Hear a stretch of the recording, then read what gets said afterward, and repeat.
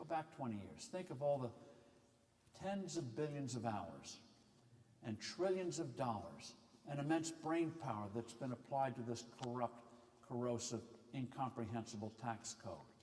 And think of a moment if that money had gone for new products, new services, new medical devices, new cures for diseases, how much better off we'd all be. What economists call opportunity loss, as Trump would say, huge. It's huge. And it's immoral that we constrain ourselves like that. Now, one thing to watch out for is a thing called, and this came from Republicans, I can't believe it, it's called the border adjustment tax. You probably haven't heard of it, but it's a bad thing. Border adjustment tax, long story short, will in effect be a sales tax on imports.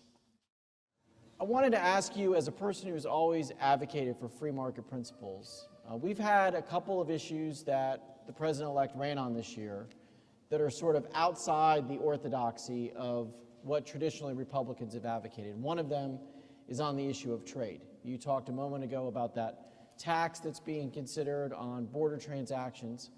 What's your view of some of the trade rhetoric that happened during the campaign? Do you think that we're going to see tariffs placed in on the imports of goods from other countries? And what would be your advice to the president-elect on these issues? First of all, tariffs are a word for taxes.